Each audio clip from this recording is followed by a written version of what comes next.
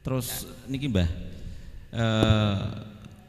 Ramadan, dalil akli dan nakli itu kan ada tafsir ya. Jadi secara pandangan, pandangan puasa Ramadan bagi pandangan umum, terus bagi pandangan umum atau agama, terus bagi pandangan torekoh, terus bagi pandangan hakikat, terus bagi pandangan ma'rifat. Makna tentang Ramadan ini seperti apa, Mbah? Ya, tentang puasa, Nggih. bukan hanya Nggih, Ramadan tentang puasa, ya. Mbah, Ya, tentang nggih. puasa. Nggih. Maka dalam puasa ini dinamakan, ada juga di dalam kitab mengatakan saum, siam, wa soim. Nggih. Saum. Nah, ini dipandang kelihatan gampang. Namanya saum itu dalam arti ngempet. Nggih. Pengendalian ngempet sesuatu. Tapi yo kadang-kadang masih ngemplok.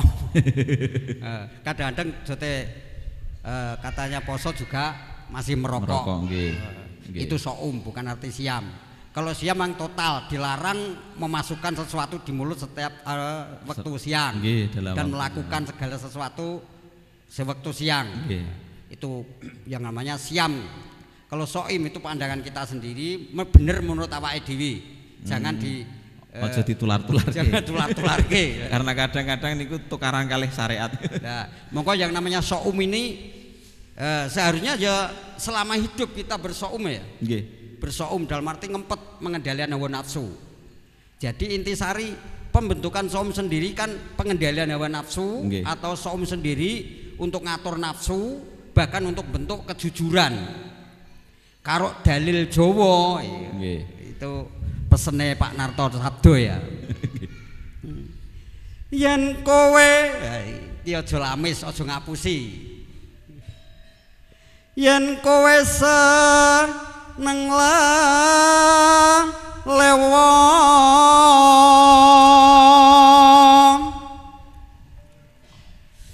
adane seneng lamis.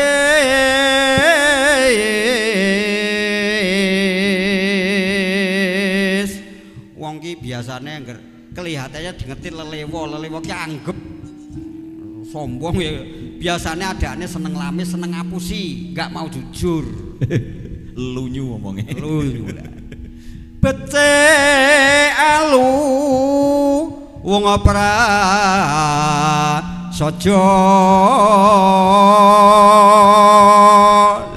Iki bentuk prasaja dan kejujuran. Sebenarnya di dalam Ramadan itu pembentukan prasaja dan kejujuran. Mung welingku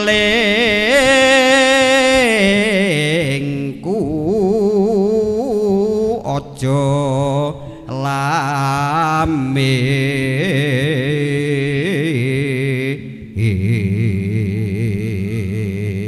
Jangan goroh, jangan ngapusi, jangan menipu. Yen kowe seneng lamis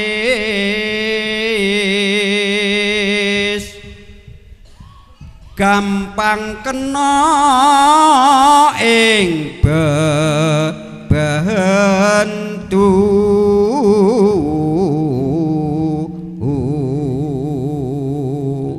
Biasanya orang tuh kalau nggak jujur seneng nipu ngapusi gampang kena bebendu, sengkolo. Tumraping sesrawungan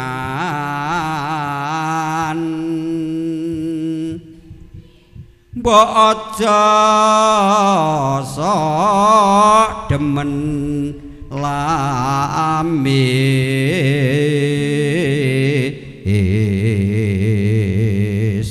Jadi kita sesrawungan hubungan rumah tangga, cerita rumah tangga terhadap siapapun jangan suka ngapusi dan lamis. Goroh artinya golek keuntungan pribadi niku nah, termasuk mencari keuntungan sendiri. Yen kowe seneng lamis padha karo seneng citra.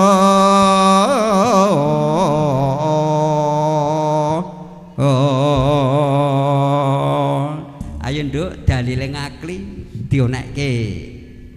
Dalil Al-Jawawi, monggo.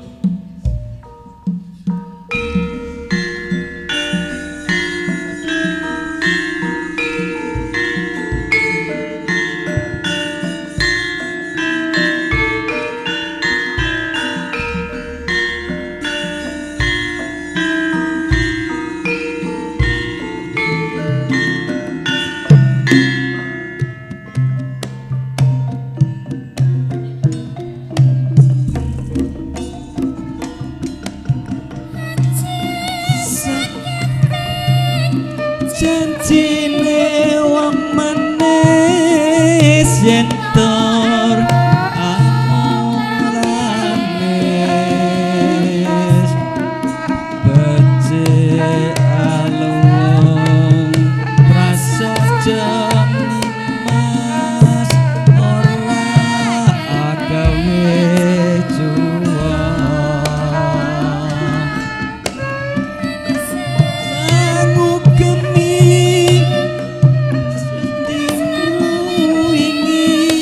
jebul among lames ngenteni dhukuling jamur ing mangsa ketiga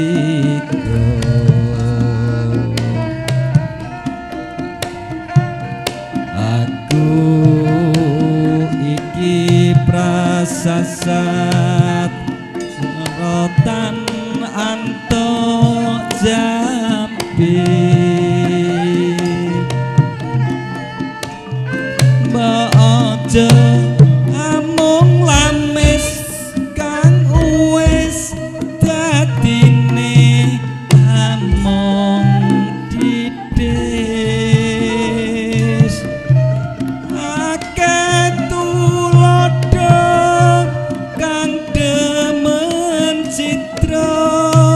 gesang rekoso pilih sawiji endi kang suci tanggung bisa mukti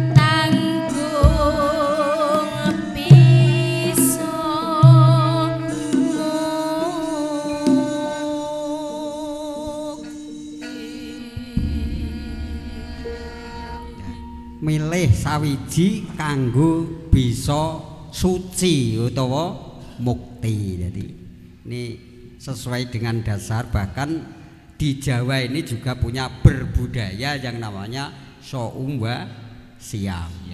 Dikatakan bisa juga dinamakan sesirih. berpuasa, apalagi yang namanya di dalam bulan Ramadan. Maka tentang puasa ini semampunya, namun kuasa sak mampune, isane saum ngempet belajar ya. Isane siam ya siam. Ning kadang-kadang kita bersiam ninggalke banyu segelas karo sego sapiring, ternyata saume ora bisa ngempet. Terus bicara seneng nyacat, seneng ngapusi, gak jujur dan sebagainya. Ini kan ya omong tewas-tewas dahaga dan luwe saja ta yo. Terus makna secara hakikat dari Ramadan sendiri itu nopo toh Mbak? Ramadan itu artinya pembakaran. Puasa, dosa. maksudnya puasa. Ya, pembakaran itu macam-macam. Kalau dari Pak Ustadz gimana? Pak Detri Pak Bapak Trimo, Pak Yai Trimo nggih. Kalau Ramadan itu secara hakikat yang as-saumuli wa ana kazibi. Nggih. Jadi saum poso ki saum untuk aku dan aku akan memberi hadiah dari. Jadi akunya itu siapa? Niku sinten? Akunya itu Allah. Oh, ya, jadi kita itu kalau mau melaksanakan puasa harus nyampe kepada Allah. Biar kita nyampe kepada Allah itu kita harus beriman. Nah, kata-kata iman itu adanya di hati. Jadi iman itu yang namanya yang satu niat, dua tujuan. Nah, kita memang niat puasa, tapi tujuannya puasa itu apa? Gitu. Jadi kita mau selamat, kita kembali kepada Allah, kita harus punya ilmu. Yang namanya watawassobil haq itu namanya kita tuh harus berilmu. Kita mau sedekah ya kudu ada ilmunya. Kita mau kembali kepada Allah ya ada ilmunya. Kita mengenal Allah ya ada ilmunya. Gitu. Jadi dari syahrul ramadhana unzila fihil Qur'an hudalinnas. Jadi diwajibkan semuanya itu berpuasa dan Quran itulah bagi peruntukan untuk manusia. Kita harus bisa menggali di dalam Al-Qur'an itu untuk manusia. Karena Al-Qur'an itu adanya Al-Qur'an Qadim karo yang 30 juz itu mushaf itu. Yang jadi yang bisa mentafsirkan Al-Qur'an itu guru mursyid. Enggak bisa kita tuh walaupun kita pandai membaca nahwu shorob, hafal Al-Qur'an enggak bisa. Gitu. Terus dalam arti gini, Ramadan, puasa Ramadan itu kan hanya sebulan ya. Dalam arti Romo Yai tadi pembakaran ya. Nah, terus langkah apa yang harus kita ambil setelah puasa?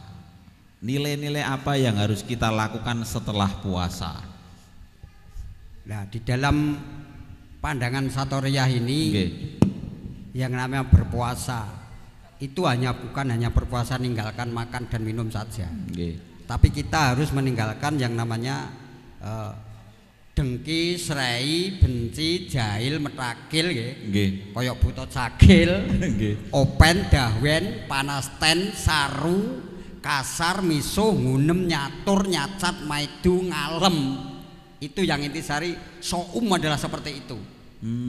Itu selama hidup ya Mbak? Selama hidup kita harus bisa bersaum, mengendalikan ya, itu semua. Poso selama hidup. Dan ini di dalam ini tanggungan kita seorang salik, perintah dari seorang guru untuk pengendalian hawa dan nafsunya. Maka berpuasa ini kalau sistem Jawi atau kejawen itu namanya yang namanya sesirih. Kita nyingkiri semua yang jadi kesukaannya nafsu, maka namanya saum itu ngempet, belajar ngempet untuk selama hidup. Walaupun kita berpuasa ninggal makan dan minum, tapi kalau dengki, serai, benci, jahil, metakil, open, dawen, saru, kasar itu masih ada, ya percuma kita berpuasa. Nah, dengan hakikat dalam pandangan saya, nah maka bagikan motor itu kalau kita tidak makan dalam arti nggak ada bensinnya, kita tidak minum kalau nggak ada olinya, mungkin motor sendiri nggak bisa jalan. Nah ini dibakar untuk kita meninggalkan makan dan minum waktu siang itu supaya kita ini kalau ngomong biar enggak keras, tenaganya biar enggak kuat, jadi emosionalnya ben rendah. Nggih. Seperti itu. Berarti secara tidak langsung melemahkan metalisme gitu. Melemahkan metalisme untuk mengembalikan kepada astralisme gitu. Ada tambahan ini? Ya. Ya, terima. Jadi menurut Rasulullah itu bilang gini, tarjun naja tawalum tasluk masalikoha. Jadi bagaimana mungkin kita mau meraih keberuntungan bila mana kita tidak di dalam jalan itu. Jadi bila mana kita tuh mau meraih keberuntungan, jadi kita jadi orang takwa, kita bisa nyampe kepada Allah, kita harus menempuh jalan. Nah, jalan itulah yang namanya torik. Nah, supaya kita itu tahu jalan itu harus ada penuntunnya. Maka jangan alergi, kalau yang menuntun itu beda. Yang penting sampai kepada Allah gitu. Maka dari itu, ya seperti budaya Jawa sendiri, zaman Demak mungkin Kesultanan Trenggono, sekarang Karebet ingin jadi semua jadi raja. Saya ingin jadi raja ya Kanjeng Sunan Kalijaga. Poso, kowe topo ning kono, poso Kolwato. Ya, Karebet menjadi raja. Akhirnya Danang Sutawijaya itu juga dia bagaimana saya bisa jadi raja. Mbah Sunan Kalijaga, Mbah Juru Mertani, kowe poso, topo, kolwato. Yang namanya berpuasa itu kan macam-macam. Ada nyawa kolwat itu memariwisatakan rasa, belenggu nafsu.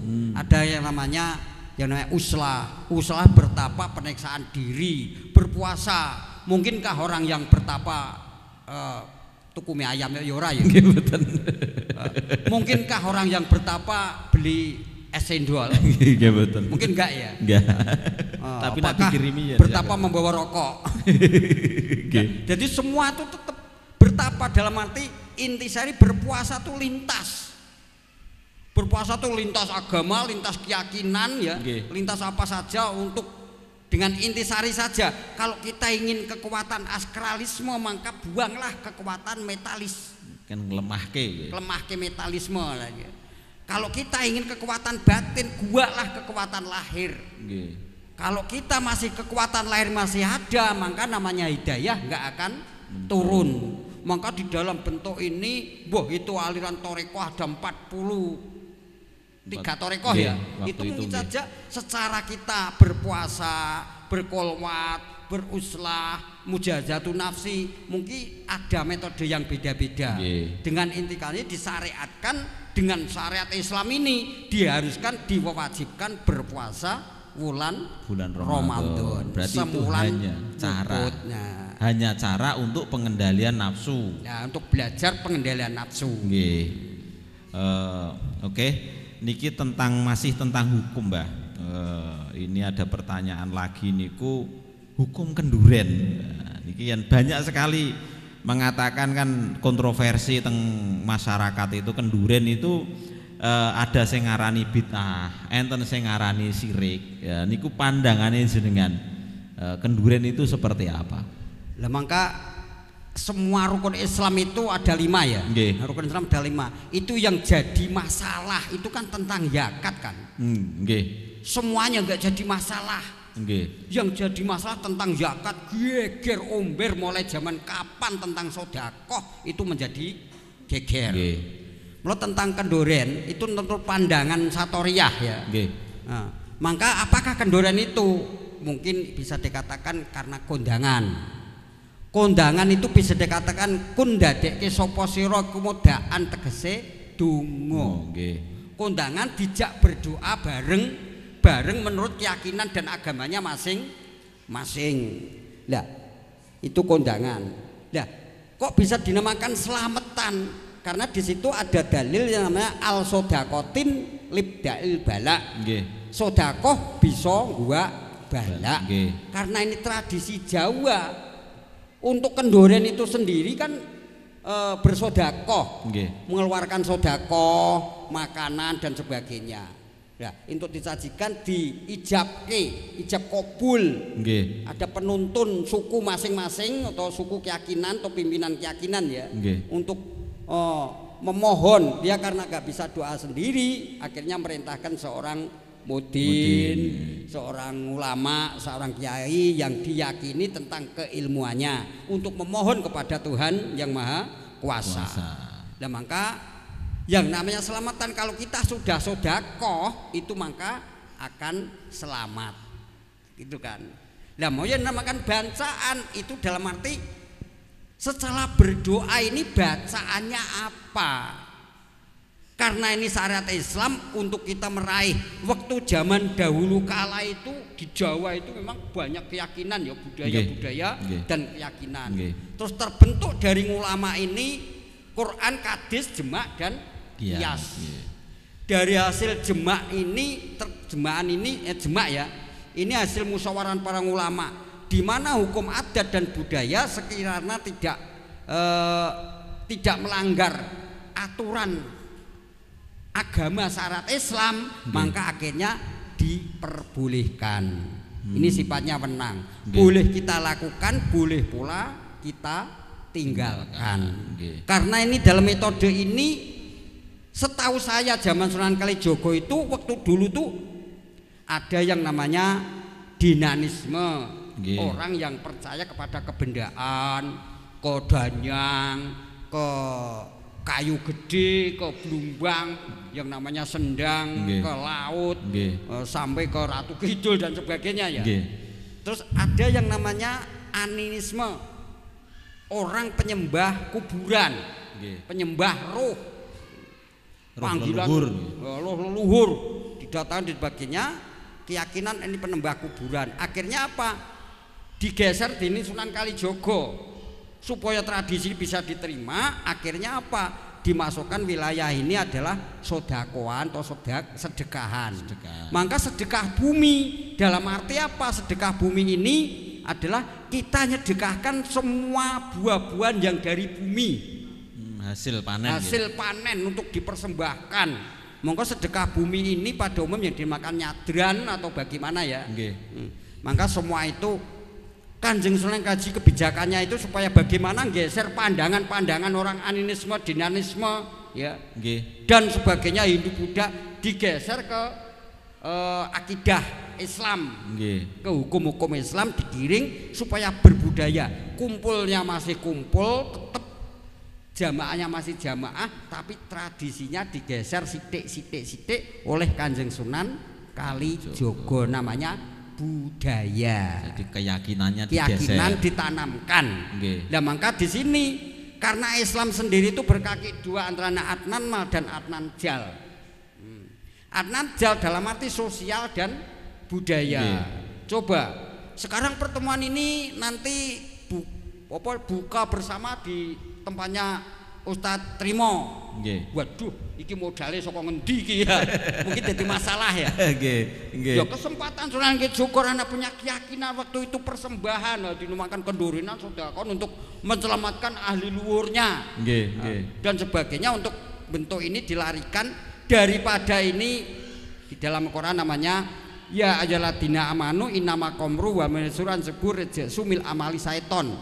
Wajah tanul walakum tuflikun. Daripada ini yang intisari wong akeh kang padha iman sak temene main judi ngundi nasib, sedekah kanggo brahala. Iya kan?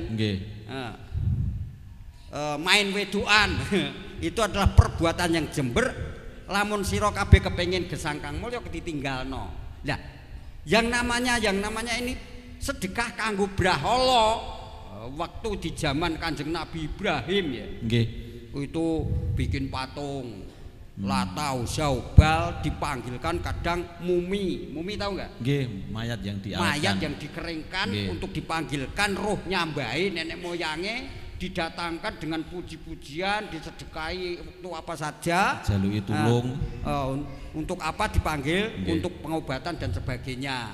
Nah, di sini digeser oleh Sunan Kalijogo supaya ini lanjut kepada ini, supaya rombongan ini supaya nggak bubar, tetap ada kumpulan digeser sedikit demi sedikit agak budaya ini dilestarikan. Nggih. Atnanjal itu sosial dan budaya, karena sosial itu juga membuang uang yang butuh tidak pengorbanan. sedikit, butuh pengorbanan enggak.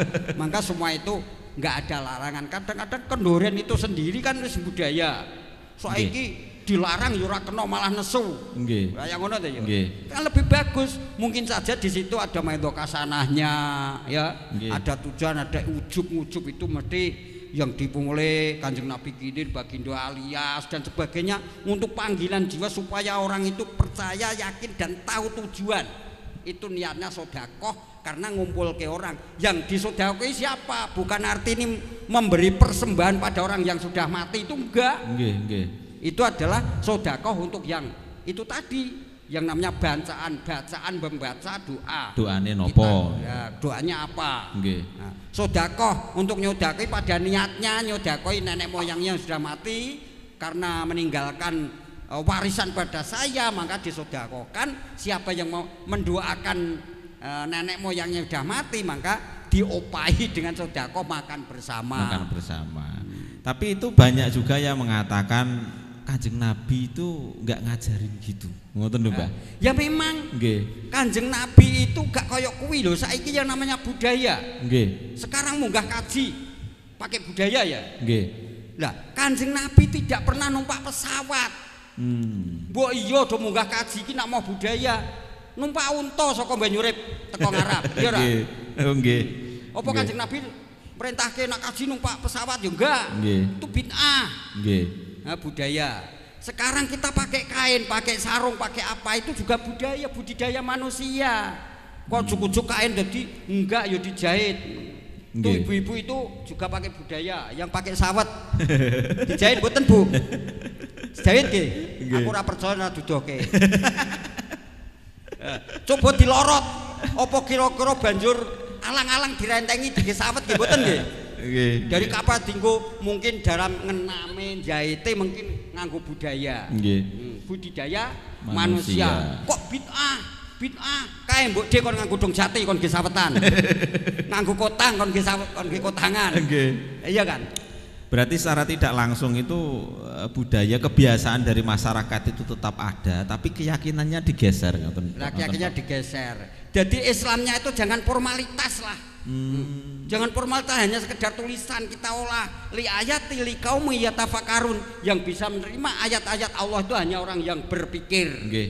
Tapi kadang-kadang orang berpikir digunakan wah itu alirannya mutazilah, mendewa-dewakan akal katanya. Nggih. Nah, kita berbudaya. Zaman Kanjeng Nabi nggak pernah pakai mic. Nggih, nggih. Nggak pernah pakai mic. Ya kita ngomong dumbling dengan nganggo cangkem biasa, tekan ra. Nggih. Itu budaya. Saiki nganggo kerawitan dan gong itu budaya. Kanjeng Nabi apa melarang? Tidak. Di dalam hadisnya Kanjeng Nabi mengatakan yang namanya aningkau min sunati bidurpiha birubupili sajadin. Ningkah iku sunahku, kena uga disubyo-subyo kelawan tetabuhan. Sifatnya musik yang ditabuh. Nggih. Iya kan? Nggih.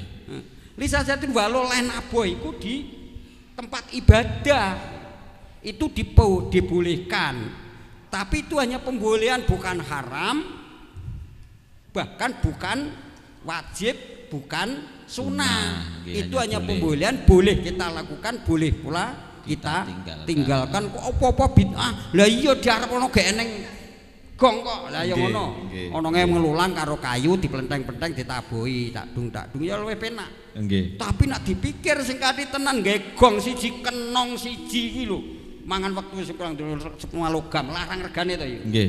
Disusun begitu rapi. Nah, itu budidaya manusia lah ngono. Pokok kabeh bid'ah, apa bid'ah.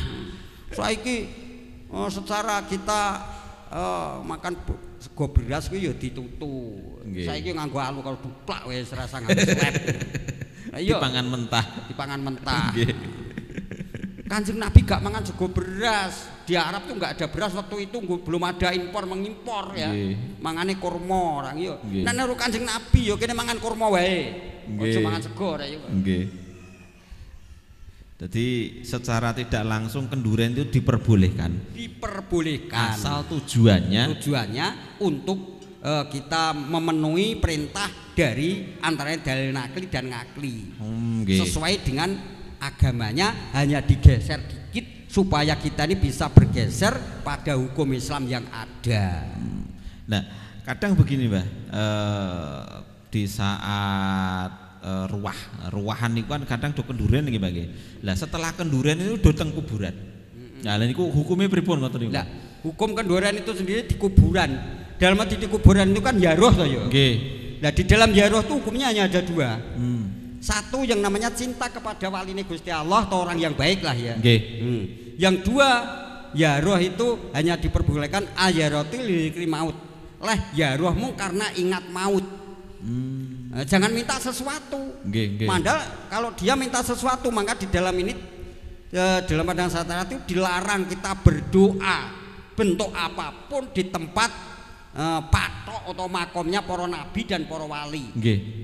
Karena menurut pandangan Satoriyah membunuh zikir nafi dan isbat. Zikir nafi itu adalah kalimat la ilaha, tiada Tuhan yang hak selain Allah.